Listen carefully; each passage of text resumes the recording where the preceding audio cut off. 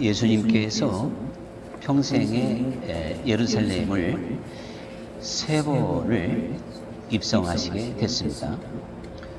그런데 이 3번째 입성하실 때는 이제 십자가에서 달려 죽으시기 위함이고, 또 3번째 예루살렘을 들어가실 때는 이제 만왕의 왕으로 오셨다고 하는 것을 분명하게 선포하시게 됐습니다.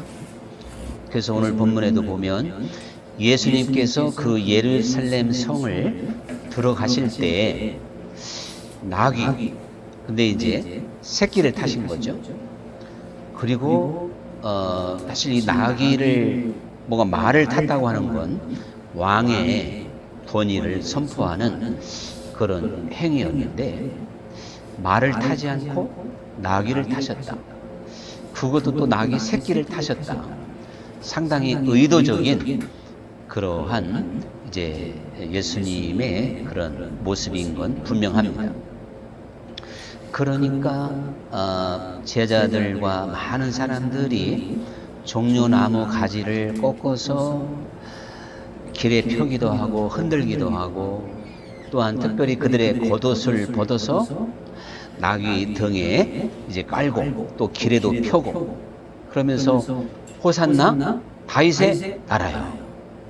호산나라고 하는 건 속히 구원해 주십시오, 구원해 달라는 그런 뜻인데, 호산나 다윗의 나라여.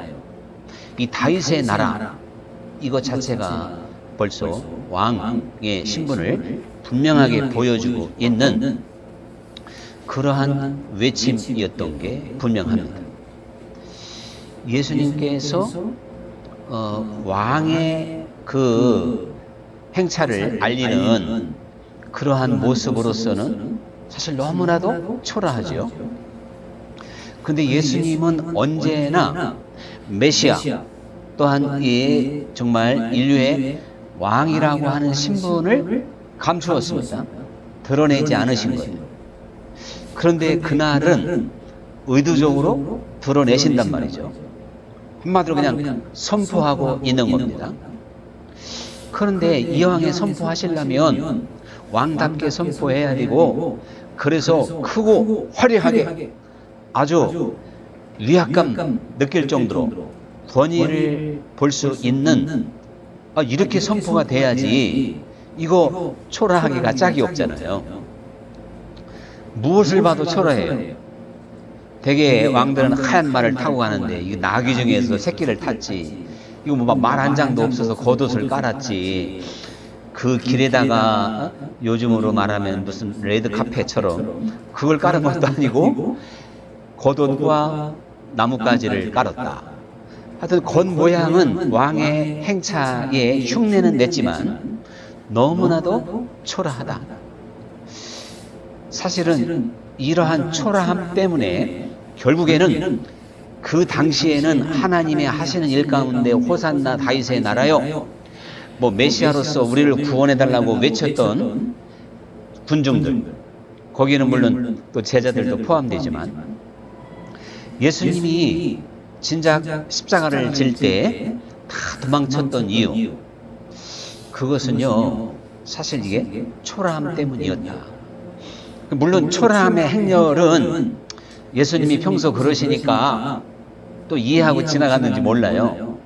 그런데 그 군사들 앞에서 힘 한 번 쓰지 않고 순순히 잡히시고 이렇게 끌려가는 모습, 매를 맞는 모습, 이게 도대체가 어디 왕의 권위가 있고 메시아의 힘이 있어 보이겠습니까? 그러니까 베드로도 나는 모른다 3번씩이나 이제 부인하게 되는 결과가 왔다고 봅니다.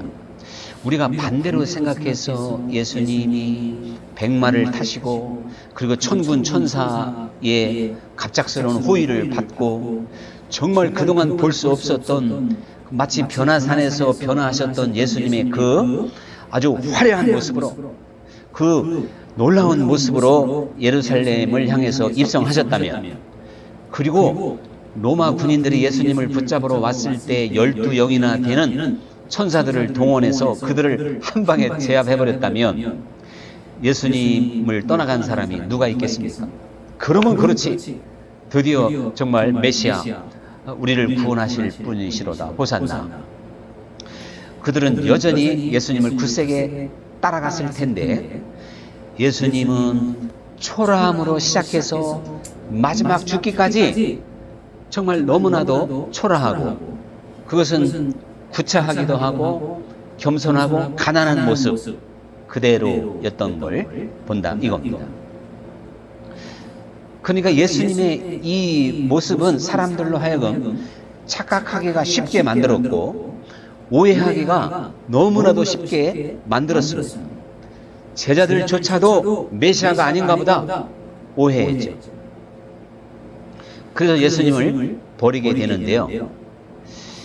오늘 우리는 이 종려 주일에 이렇게 왕의 행차까지 보통 사람의 눈으로는 분별할 수 없는 모습으로 왕이심에도 불구하고 예루살렘을 들어가셨던 그 순간만큼은 왕으로 오셨음을 확실하게 보여주는 그 순간이거든요. 보여줘야 되는 순간인 거예요. 의도적으로 이제는 더 이상 드러내지 않는 게 아니고 선언 그 순간임에도 불구하고 예수님이 바로 그런 모습으로 입성을 하셔서 많은 사람들의 눈이 가려지고 분별력을 잃게 됐고 오해하게 됐습니다.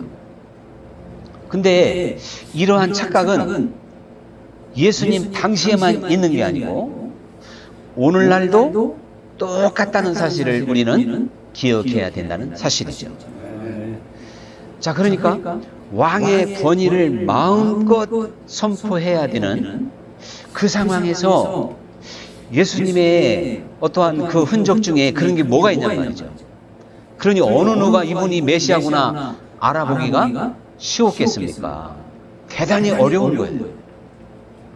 이래서 사람들이 말씀드린 대로 착각하고 오해할 수밖에 없었다. 예수님은 마지막 죽음의 순간까지 단 한 번의 어떠한 권세와 화려함과 왕의 근엄함을 보이지 않고 우리가 그 어떠한 뭐 영화에서 쉽게 볼 수 있듯이 그야말로 도살장에 끌려가는 그 양과 같이 아니면 소와 같이 그렇게 힘없는 모습으로 계속 끌려가고 매를 맞고 죽었기 때문에 사람들이 메시아로서 잘 알아보기가 어려웠다 이겁니다. 근데 그렇지 않았다면 이제 사람들의 생각은 분명히 달라졌을 것이다. 그래서 예수님이 죽으신 다음에 운명하신 다음에 하늘에서 말이죠. 하늘이 막 어두워지고 그리고 땅이 막 흔들리고 죽은 자들이 일어나고 이런 일이 벌어지니까 그때서 사람들이 이분이 진짜 하나님의 아들이신가 보다. 예수님이 죽은 다음에 뭔가 이제 어떠한 그 현상 앞에 정말 그 어떠한 권위 앞에 사람들이 깨닫기 시작한 건 사실입니다.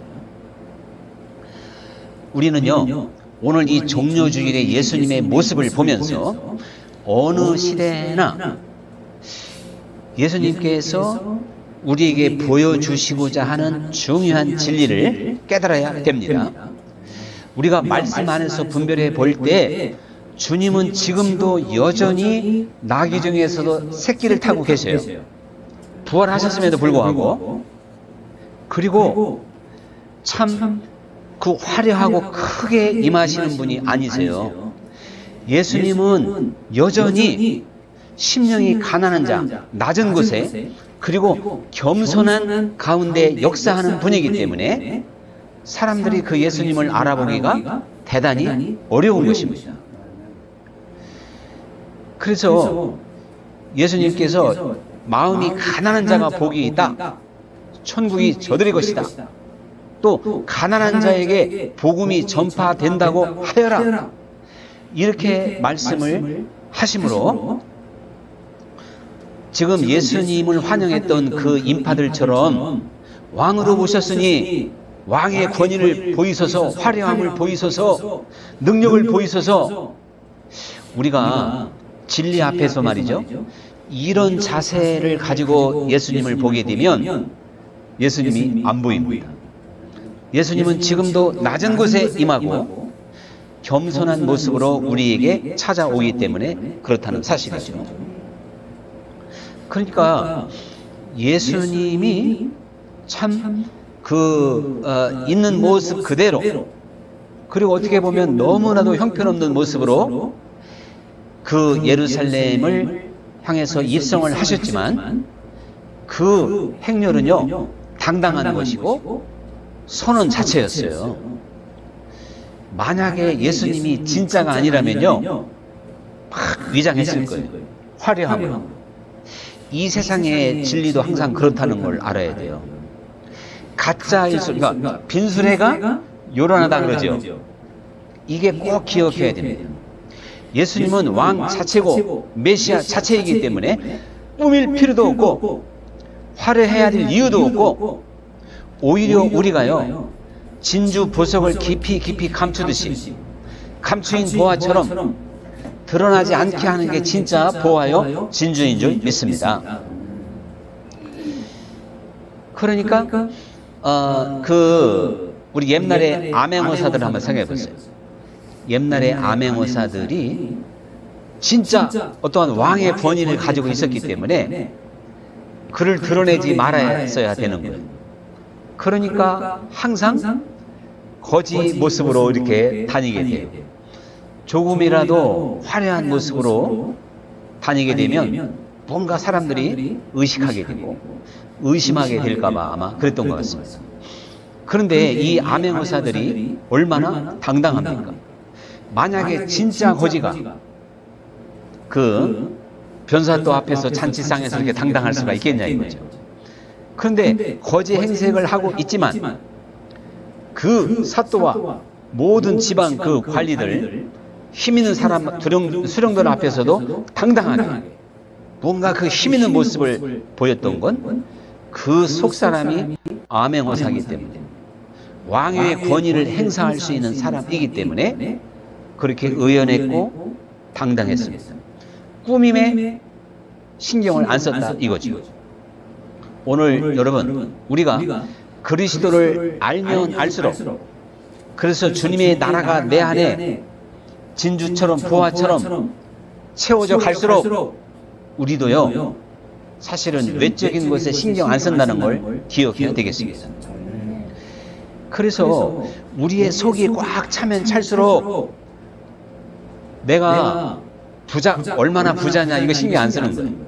내가 좋은 옷을 좀 입어야 될 텐데, 근데 제가 그동안 입었던 옷 중에 이 옷이 가장 괜찮은가 봐요. 나 이 옷 입고 나가면 좋은 옷 입었다는 걸 한 3사람한테 들었습니다. 일단 하필이면 오늘 이 옷을 입고 와가지고 죄송합니다. 그러니까 우리가 좋은 옷 입고 뭐 큰 차 타는 거, 또 뭐 큰 집, 여기에 신경 쓰는 건 그만큼 속이 안 찼다는 거예요. 진리로 안 찼다는 거예요. 우리가 진리로 가득 차면요, 진짜 우리는 청빈한, 뭐가 있던지 없던지 이걸 초월해서 살 수가 있을 줄 믿습니다. 그런데 돈이 없으면 답답하고 뭔가 이 세상 것이 채워지지 않으면 허무하다. 이건 속이 안 찼기 때문에 그런 거예요. 암행어사의 일대기를 가만히 보면 고생들 많이 했더라고요. 아주 그냥 정말 산에서 길을 잃고 죽을 뻔한, 우리가 그 암행어사 중에 가장 이름 있는 사람 기억나는 사람이 있죠? 박문수. 어사 박문수의 일대기는 제가 조금 아는데 죽을 고비를 몇 번이나 넘겼어요.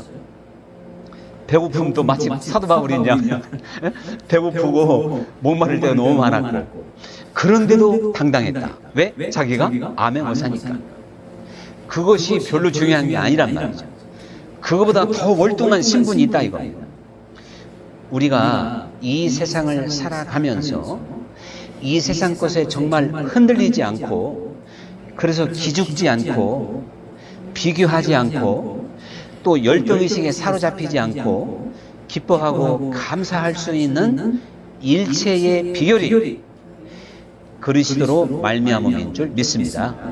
우리가 주 예수님을 더 깊이 알면 알수록, 내가 그리스도께 더 집중하면 집중할수록 세상이 나를 흔들지 못한다. 그래서 우리가 내가 너희를 이제 종이라 하지 아니하고 친구라 하리라. 아니 지금 예수님과 친구가 돼서 이 세상을 산다면 얼마나 당당하겠냔 말이에요. 만약에 저 대통령실에 있는 양반이 정말 이 세상에 단짝, 나하고 단짝이다. 그러면 누가 대통령이 됐든 옛날에 청와대 들어가는데 애로사항 있겠어요? 없어요. 요즘에는 그렇지 않지만 경찰서, 검찰 앞에 끌려가서 조사받을 때 기죽겠어요? 안 죽지. 그 요즘에는 전혀 죽을 필요 없어요. 저는 뭐 이렇게 이것저것 조언하자고 경찰서도 한번 가보고 이 검사실에도 한번 가보고 남 돕는 일에 갔다가 제가 아주 경찰들 몇 사람을 혼냈습니다. 그러니까요, 전혀 그 사람 입장에서 제가 반전을 치니까 저 양반 무슨 힘 있는 사람인가 보다 생각하면 알아서 잘 모시더라니까. 또 기억 희한하대 또. 근데 하여간 그게 뭔 얘기인지 이따가 궁금하면 아주 재밌게 들려드릴게요. 자, 그러니까 이 세상에서 우리들이 예수님께서 지금 보이고 있으셨던 것처럼 예수님은 먹는 거, 마시는 거, 그 또한 십자가의 죽음 앞에서도 흔들리지 않고 당당했고 의연했고 또한 이제 중심을 잘 지킬 수가 있었던 것입니다. 그래서 주 예수님과 친구처럼 살아갔던 모든 제자들, 성경의 많은 위대한 인물들, 사자굴 앞에서도 당당했던 줄로 믿으시기 바랍니다. 자, 이러기 때문에 예수님이 뭐 꾸밀 필요가 뭐가 있냔 말이에요. 하나님 자신인데 인간에게 잘 보일 필요가 뭐가 있는 거예요. 우리도 하나님 앞에서 사실은요, 이 너무 사람들을 의식하면 외식하게 되잖아요. 이 외식이 아주 안 좋은 거예요. 이게 하나님과 거리가 멀다는 거예요. 좀 극단적으로 이건 얘기해도 돼요. 하나님이 나를 알아주면 그게 최고인 줄 믿습니다. 거기에 더 이상 바랄 필요가 없어요. 근데 사실은 사람이 나를 알아주면 그 상을 잃게 된다 그러는 거예요.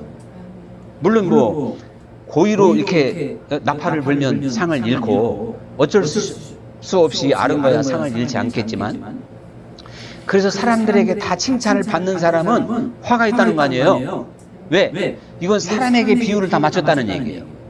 그래서 악한 사람에게도 비율을 맞추니까 악한 사람한테 칭찬을 듣는다는 게 이게 좀 말이 안 되는 거잖아요. 예와 아니오를 분명하게 할 때는 해야 되겠죠.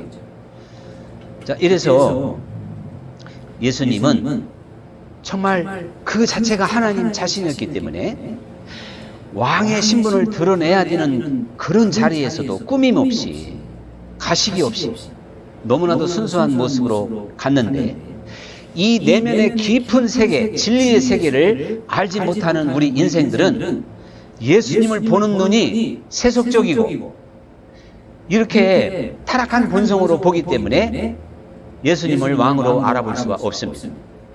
오늘날도 그러한 눈을, 그 비늘을 벗겨내지 못한다면 사실 예수님을 몰라보는 거예요. 원종수 박사님 있죠. 그분이 미국에서 이제 공부도 하고 해가지고 미국에서 의사 생활도 해서 30대 때 미국 교포들이 간증을 해달라고 불렀는가 봐요. 여기 이제 서울대 의대를 나와서 외국에 가서. 근데 그래서 간증해달라고 하니까 이거 무슨 얘기를 할까 하고 이 원종수 박사 잘 아실 거예요. 간증 많이 하고 다니더라고요. 그래서 이제 자기가 좋아하는 히브리서 11장 이야기를 좀 해야 되겠다. 어렵고 힘들지만 믿음으로 살자. 이렇게 뭔가 그 청년들에게 격려하는 마음으로 가려고 하다가 딱 준비기도 하는데요. 갑자기 환상이 5장면이 팍팍팍 연속적으로 펼쳐지더래요. 그 환상 장면이 뭐냐면 앞을 못 보는 거지 할아버지를 추운 겨울에 이렇게 옷을 벗기고 따뜻한 물로 씻기고 그리고 죽을 끓여서 들게 하는 그런 환상이었다는 거예요. 이게 무슨 얘기냐면 그분이 대전 사람이더라고. 그 당시에 대전역 뭐 서쪽에 가면 일본 헌병대가 있었대요. 그 헌병대 건물이 있었는데 거기에 추운 겨울에 어떤 할아버지가 거기서 노숙을 했는가 봐요. 그러니까 이 믿음 좋은 엄마가 새벽 기도하고 오다가 몇 날 며칠 그 할아버지를 보면서 계속 아마 예수님이 마음에 뭔가를 막 암시를 줬는가 봐. 어느 날 그 할아버지를 모시고 왔대요. 엄마가. 앞을 못 본 할아버지. 그리고는 이제 여기 초등학교 뭐 4학년이 5학년인지 얘 종수야 저 할아버지를 좀 씻겨드려라. 그런데 이제 할아버지니까 엄마가 못 씻기잖아요. 그런데 그 집에는 아궁이도 없었대. 거기 뭐 그릇 덮일 만한 솥단지도 없어. 그 정도로 가난한 집이었대요. 그래서 자기가 길에서요 장작을 주워다가 나무를 주워다가 세숫대, 옛날 세숫대 밑에 이렇게 물을 덮여가지고 이렇게 목욕을 시켜드렸대요. 근데 한 번도 갈아입지 않고 목욕을 얼마나 안 했는지 막 이 옷도 완전히 뭐 그냥 굳어가지고 그냥 갑옷이 됐고 옷도 갑옷, 속에 몸도 갑옷. 그래서 도저히 손을 못 대고 나무로 이렇게 옷을 벗게 돼, 나무로. 그래서 하여튼 이렇게 씻겨드리고 이제 죽을 끓여드렸더니 한 그릇 먹고 아이고 시원하다, 아이고 시원하다 그러니까 엄마가 또 한 그릇, 두 그릇 아이고 시원하다, 아이고 시원하다.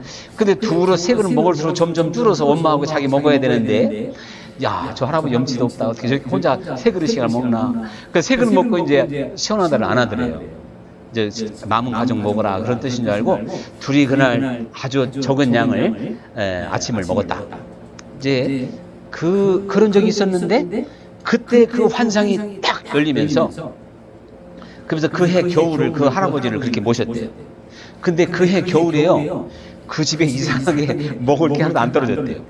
지나가던 사람이 뭐 쌀도 주고 하고 김치도 갖다 주고 미역도 갖다 주고 해서 그 해 겨울에 부족함이 하나도 없었대요. 그 할아버지가 머무는 동안에.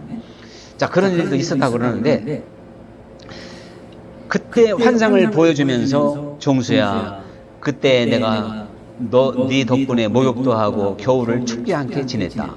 그게 바로 나였느니라. 아, 이렇게 그 환상으로 하면서 음성이 마음에 막 들려오더라 이거죠. 자기는 그때 일을 평생 잊어버렸는데 그 간증할 때 그 순간에 한 거의 20년 지나서 이제 그 간증이 생각이 난 거죠. 환상으로 보이면서.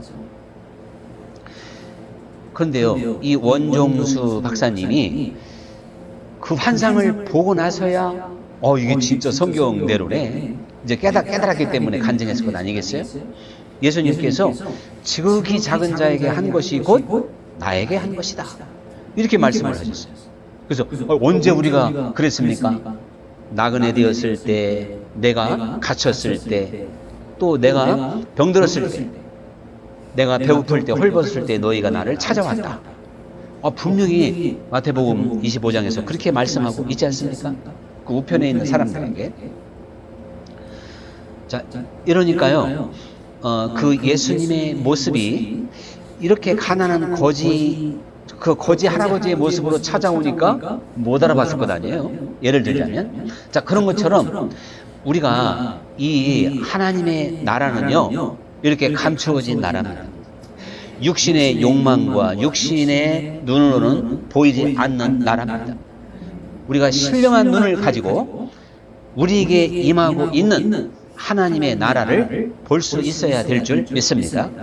그래서 그 나라는 겸손한 자의 나라인 것이고 사실 섬김과 희생이 있는, 그러니 오늘날 우리가 주 예수님 앞에서 흔한 말로 기복적인 생각과 성공지향적인 이러한 것을 꿈꾸며 하나님께 나아간다면 그 나라가 얼마나 가려지겠느냐 그런 이야기죠. 이래서 못 본다 이겁니다. 주님께서 이제 이것을 지혜롭고 슬기로운 자에게는 감추시고 어린 아이들에게 나타내심을 감사하나이다. 이렇게 말하고 있어요. 자, 여기서 예수님께서 왜 이 말씀을 하셨냐면 이 세상에 높고 권세가 있고 힘 있는 사람, 부유한 사람들을 지혜롭고 슬기로운 자로 비유하고 있습니다. 근데 거기에 비해서 어린아이들은 약한 자잖아요. 그리고 하나님의 나라는 크고 놀랍고 막 위대한 화려한 게 있지 아니하고 낮은 곳에서 보이게 하심을 감사하나이다. 옳소이다. 이렇게 된 것이 아버지의 뜻이니이다. 이렇게 주님이 말씀을 하셨습니다. 우리 그 주 예수님께 나오는 사람들마다 우리의 본성적인 또한 우리의 욕심, 덩어리인 자아를 내려놓고 주님 앞에 겸손하게 또한 주님의 말씀에 귀를 기울여야 될 줄 믿습니다. 예를 들어서 부자 청년이 바로 우리의 모습인데, 부자 청년이 네가 가지고 있는 모든 것을 내려놓고 내 진리의 세계를 따르겠느냐, 그것을 보겠느냐, 사실 그것을 물어보게 된 겁니다. 우리가 수없이 많은 진리를 듣고 하나님의 말씀을 듣지만 우리가요, 이러한 자세로 내 자신을 주님 앞에 내려놓고 어린아이처럼 작은 자의 모습으로, 겸손한 자의 모습으로 주님을 바라보지 않으면 주님의 나라가 안 보이는 거예요.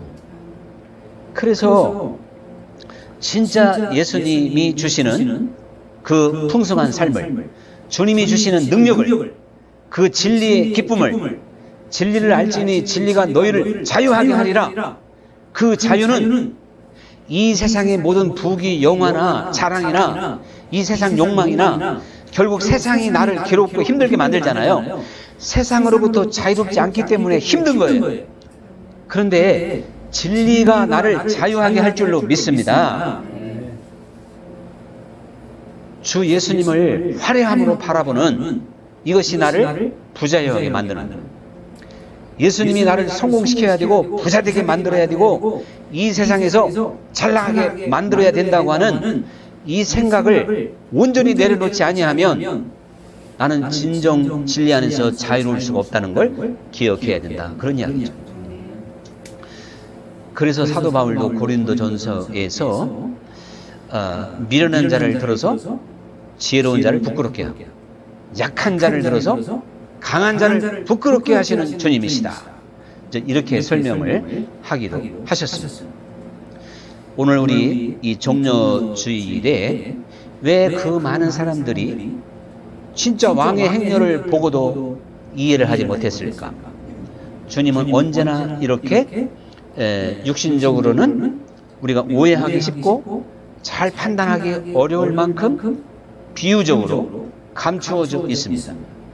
지금도 십자가에서 달리신 예수님은 우리 모든 사람들에게 십자가로 인해서 감추어져 있는 분이에요.